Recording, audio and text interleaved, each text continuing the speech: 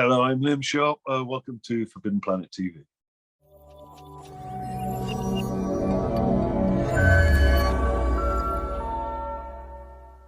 Welcome to Forbidden Planet TV. I am Andrew Sumner, and today we have a very special guest, Mr. Liam Sharp.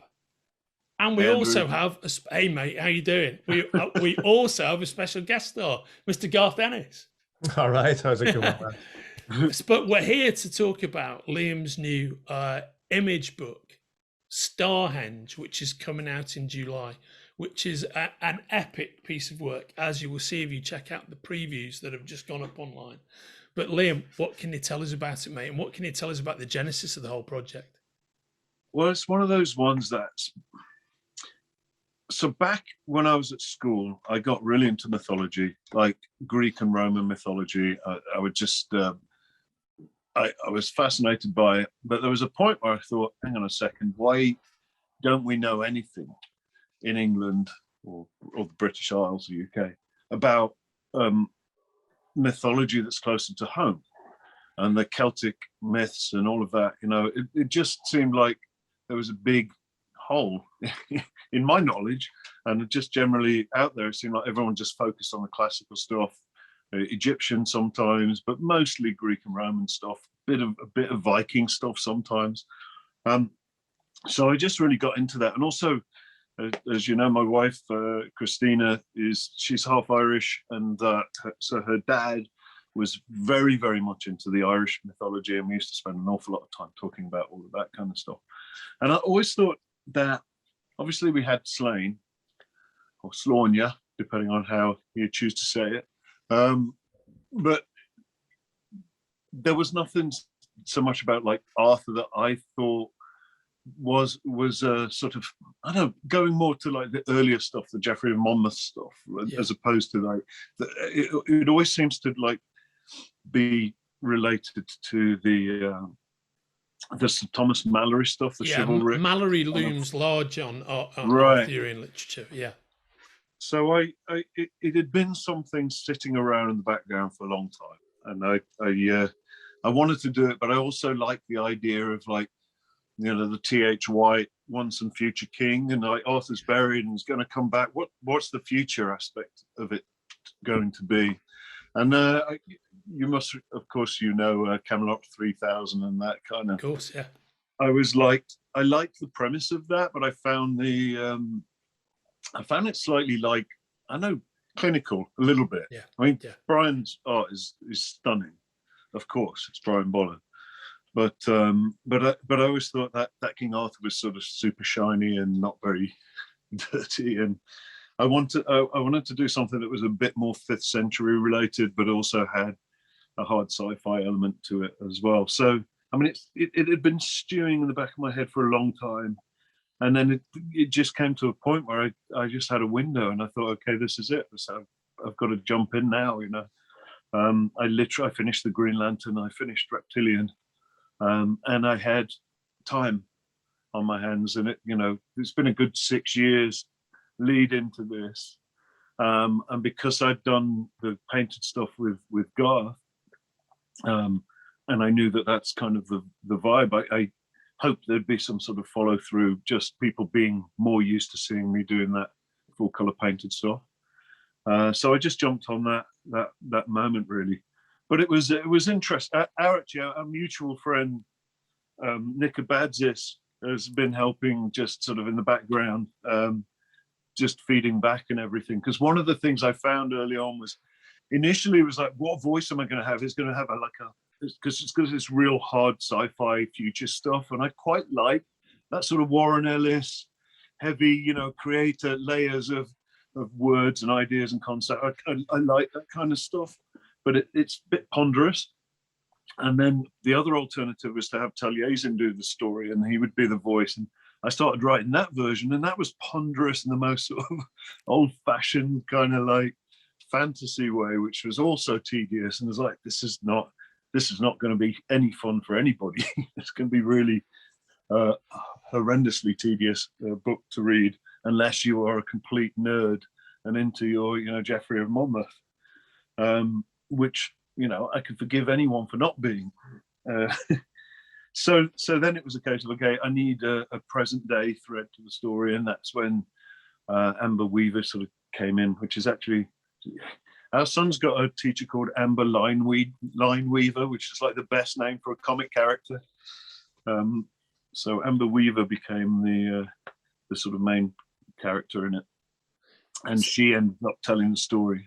And as a by the by, mate, I actually wrote the thesis for my English degree on Geoffrey of Monmouth. And Oh yeah, I'm a massive Arthur nerd, right? Oh, So there you I go. am that person who would read anything. But that's why I'm so excited about this book. But can you get a bit into the premise of what the story is? The premise is as you expect with these big sci-fi stories. It's like a cross between Excalibur and Terminator. So in the deep future, they awaken this AI that's been dormant, that's wiped out all the life on the planet, that's done what Elon Musk's predicted and wiped out all life, and then they've just gone silent. So in one of the Goldilocks zones planets, these robots are, this AI, the same alien AI is awoken by humans landing on the planet, and they go, oh no, we're not having this. We don't want organic people messing up the universe. So they start a big war, basically. But at that point, there's magic in the future, and that is the sort of shifting thing where the thing they can't compute is magic, and magic originates from Earth.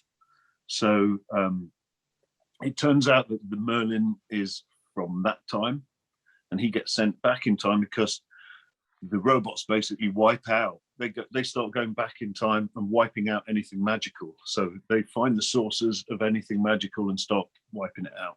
So then magic disappears in the future.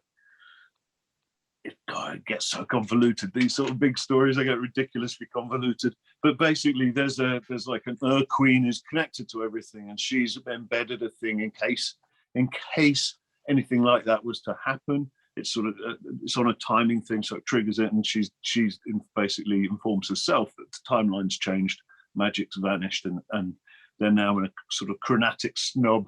I call it like a dead end in time. So they have to. He gets basically sent back to combat this and protect magic so that it can survive into the future, and that's the preposterous story behind it all.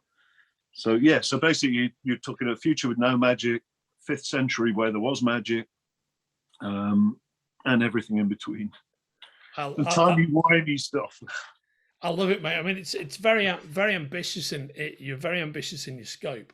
Garth, you've just worked with Liam on another of his fully painted projects, which is Batman Reptilian, which the three of us were talking about in a previous episode. What do you think of Liam's fully painted work? Well, what I liked about it the most was it kind of harkened back to a time in comics, to the time in comics that Liam and I started out, really, when painted comics had really come into their own. I mean, the first couple of projects I did were painted in full color. It was around about that time that you had projects, obviously, like Arkham Asylum, which was almost the quintessential fully painted Batman book of its era. I think the previous high profile Batman stories was Killing Joke and Dark Knight and Year One had all been drawn and then colored. So it harkens back to kind of a revolutionary time, and it was there was a touch of nostalgia about it, because all of a sudden you're seeing Liam doing his his own take, influenced by Simon Bisley and by Dave McKean and by Bill Sienkiewicz, and kind of synthesizing this stuff to come up with what I thought was a pretty classic looking Batman book. And that actually suited my approach quite well, because the books I mentioned, the Batman books I mentioned, are really the ones that I look up to. And really didn't pay much attention to what the last 30 years of Batman continuity. It was quite easy to just jettison that. So the art, I think the art nicely reflected that feeling of here it is. We're back here now. It's the early 90s again. We're going to cut loose. Yeah, I love was it, the mate. fun. I've really missed that, that kind of just playing with the opportunities and playing with what the medium can do. It's like resetting expectations. When those books came out, I thought, this is it. Everything changes from this point. And it sort of didn't. It sort of reset back into what it had been. And there's been a lot less of it than you imagine. The last sort of 30 years, that Alex Ross kind of carved a corner for himself in painted comics, but there's not many. And I used to love those. 2000 AD kind of was doing that with when they started doing the color spreads with Slane and Glenn Fabry doing his painted stuff for the first time, which was glorious, and obviously led on to those astonishing covers for Preacher and Hellraiser as well. Yeah. All of that particular, I think, I don't know if it's specifically British. Probably not, but it's certainly from my point of view, a lot of the people that really inspired me were, I mean, Bill Sienkiewicz, obviously not, but Dave McKean, Simon Bisley, Don Lawrence, and John McCrae, because those two stories he did with you were great. The painted ones back in the day. Yeah.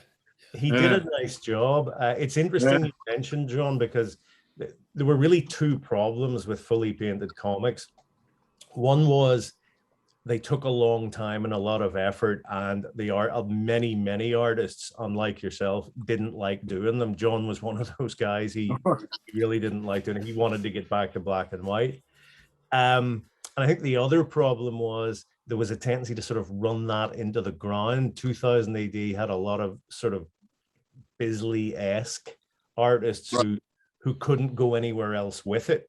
And that, combined with the fact that the paper quality wasn't all that great in those days, did end up producing a sort of muddy quality to the whole thing. And I get the sense that as the 90s drew on, maybe because everyone tried to do it at once, painted comics just sort of outstayed their welcome. That's maybe. Very interesting. Maybe, but I think we're at a point, thankfully now, where they hopefully they'll be welcome back. Oh yeah, I think what you're doing, Liam, is I love the kind of wild creativity of it. It would seem to me, as a reader, you referenced Alex Ross, whose work I love, but he's taken a very classic approach to the painted artwork that he does, and it owes a lot to classic comic book artwork, right? It's all rooted in that. Whereas what you're doing is that kind of wild creativity, that energy that Sienkiewicz had, that Dave McKean had with those books, that Bisley had back here. That what you're doing owes much more to all of that. Is much more in the spirit of that, and it's. I think it's very easy sometimes for people to equate painted artwork with something you see on the wall of an art gallery. But I think your painted work just has this incredible energy to it. And if you look at the Starhenge pages, they just jump off the page like Reptilian did. Well, it's been a lot of fun. I'm just really enjoying it, and I think that's the thing. It's like if you're enjoying it, that should show on the page, and it's all about. It is about energy. It's what you put into it. It's it should be a scream. It should be you should get immersed in it. Oh, and I should also say one of the big influences too on my stuff that I don't talk about enough is bloody hell, what is that? My brain's gone now. Howard Chaykin. He's another one of those. The pioneering painted work that he did. Stars My Destination. Stars My Destination is incredible. I that crazy. And there's a direct reference to Bester. You probably picked it up in the preview. But yeah, the Bester's distinction is the name of the spaceship. So yeah, that's a direct reference, obviously. But yeah, Chaikin, what was the other one he did that was like the Warlock stuff was amazing. That was not Adam Warlock. It was Gideon Faust. That was in a heavy metal magazine. You know, some of the layouts that he did for those things, they were really, really good. So I guess I'm definitely looking at the early 90s stuff, but I'm also trying to reference stuff from much earlier than that too, you know, 70s stuff. He did a fully painted backup series in the Hulk color comic they had in the 70s, which was full process color, which was his Dominic Fortune character, his 30s adventure, and that was all fully painted. And not many people have seen that, but it's really beautiful actually, because he lays over all his Art Deco stuff on it. I have to check it out. I don't know that one. That's always nice to find another little avenue. Yeah, do. Yeah, send me some pages. Yeah, send me a link. And so, what are your hopes for it? What are your hopes in terms of how it's going to be received, Liam? Well, I hope it does well enough that I basically can come back and finish it. I'm doing the first 6 issues. That's book 1. It's planned as 4 books. At the moment, 6 issues each, but it's enough of a big sandpit that it can sort of spill out. It goes through the time period, so it's sort of the first book is basically a 5th century Geoffrey of Monmouth reference stuff, not too heavily, but there's a bit of it in there. Then the second one comes into actually the Thomas Mallory period, who turns out to be a complete arsehole. Yeah, right. Which he probably was in reality. Well, he's a really interesting character. People don't seem to know much about Mallory, but he was like a horse thief. He escaped from prison like 4 times, which is insane. He was accused of raping a noble's wife. Right. And, it's like all of this stuff, and he's like the king. Wrote it all in prison. Yeah, exactly. Yeah, when he's banged up. Yeah, exactly. That would be great, though, mate. The fact that you can go through the ears of it with the future books. That's I'd really love to see. Idea. So the first is sort of loosely touches on the earlier stuff, then Thomas Mallory, then near future, and then eventually we get to the whole premise of the thing, which is the Starhenge, which is basically Stonehenge on Mars on a massive scale, which is a Stargate, and that's what we got to get to. So I hope it does well enough that I can come back and finish the whole project off, because it's a big old beast, and I'm looking forward to getting into some of these other places. Yes, I'm looking forward to getting into some of those places, and everybody watching this. The first issue of Starhenge is available for pre-order from the links attached to our conversation. Liam, thanks so much for taking us through it. Thanks so much for guesting, Garth. I feel I will see both of you guys again soon. So take care of yourself. Strange feeling that might happen. Take care. Take care. If you're enjoying watching Forbidden Planet TV and you're enjoying watching us talk to the world's most interesting and accomplished filmmakers, authors, artists, musicians, creators, subscribe right here. See you soon.